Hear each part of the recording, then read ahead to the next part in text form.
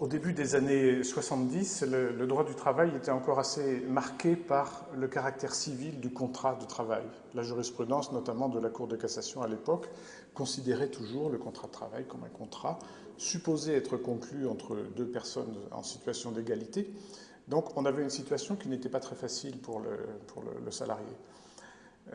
Sur le plan pénal, le respect des règles de sécurité et d'hygiène du travail, il y avait des poursuites, il y avait des contrôles de l'inspection du travail, mais bon, on était dans le registre des condamnations symboliques.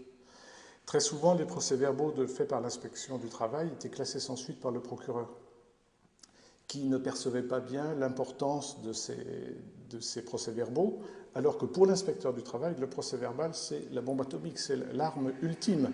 Donc il y avait un très fort décalage entre ce que faisait l'inspecteur du travail et la façon dont réagissait l'institution judiciaire pénale. Un exemple assez simple, à Usinor Dunkerque, puisque donc à l'époque j'étais dans le Nord, 12 000 salariés, 70 morts au travail en 10 ans, pas une poursuite pénale. On ne me fera pas croire qu'il n'y avait jamais eu d'infraction en relation avec ces 70 décès. Alors évidemment, arrive le moment 1975, j'étais moi-même donc juge d'instruction à Béthune, j'étais bébé juge, j'avais un an de fonction, et je vois arriver sur mon dossier cette affaire d'accident mortel dans une usine chimique dépendant des houillères, des charbonnages de France.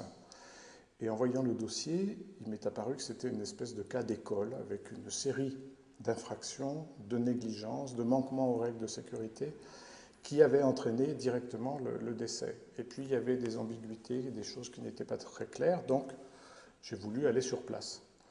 Je suis donc allé avec la police, l'inspecteur du travail, toutes les personnes concernées, même les parties civiles, puisqu'il y avait 2 syndicats qui s'étaient déjà constitués parties civiles. Et en arrivant sur place, alors que le chef d'entreprise, depuis le début, disait « il ne s'est rien passé, c'est un malheureux accident, c'est la fatalité », j'ai vu qu'il avait modifié les lieux, précisément sur un des points absolument essentiels qui était le fait que sur une voie de chemin de fer interne à l'entreprise, il y avait une pente qui présentait un danger objectif, qui avait malheureusement écrasé l'ouvrier en question, qui n'avait pas senti l'approche du wagon, et la pente avait été modifiée, alors que tout était supposé être normal. Donc, étant sur place, j'ai procédé à l'inculpation, comme on disait à l'époque du directeur d'usine. J'ai communiqué le dossier au substitut du procureur qui était là en demandant son avis sur l'opportunité d'une mise en détention. Le substitut du procureur a demandé la mise en détention, que j'ai ordonnée avec un motif qui était à l'origine de la polémique, à savoir que la mort d'un ouvrier au travail en raison de graves négligences cause à l'ordre public un trouble grave, rendant indispensable la mise en détention. Et tout est parti de là. La polémique s'est engagée, elle a été d'une intensité absolument incroyable. Du côté des milieux patronaux, ça a été un effet de sidération. Comment nous allons nous retrouver en prison comme un voleur de voiture ou comme un cambrioleur? Nous, chefs d'entreprise, sous-entendu, nous tout-puissants et certains de l'impunité. C'était la fin de l'impunité. L'intéressé avait fait appel de son incarcération. La cour d'appel s'est réunie un samedi matin, chose unique dans l'histoire judiciaire et à mon sens qui ne s'est jamais reproduite. Ceci pour libérer l'intéressé. Les conséquences de cette décision, je ne suis peut-être pas le mieux placé pour en parler, mais bon, il y a des considérations objectives. Il y avait 4000 morts par an au travail avant, après il y en a eu 2000.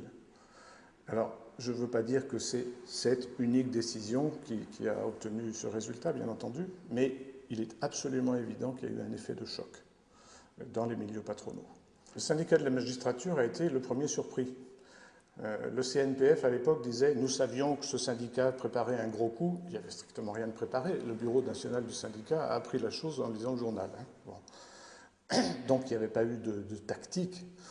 Bon, ce qui s'est passé ensuite, ça a été une discussion, c'est vrai, sur le droit pénal du travail. Il n'était pas absolument évident de prononcer une mesure de détention provisoire. Si vous voulez, l'optique à l'époque, c'était l'égalité devant la loi. Pour parler de façon un peu abrupte, la prison pour tous, du moins quand c'était justifié. La discussion après, à l'intérieur du syndicat, ça a été plutôt la prison pour personne. Toujours en schématisant. Donc on a, bon, si vous voulez, il y a eu une discussion qui qui s'est lancé fortement, qui a abouti jusqu'à une décision utopique, un vote en congrès du syndicat de la magistrature qui prônait l'abolition de la prison, qui était une utopie, mais surtout par les temps qui courent en ce moment, on a besoin parfois d'utopie.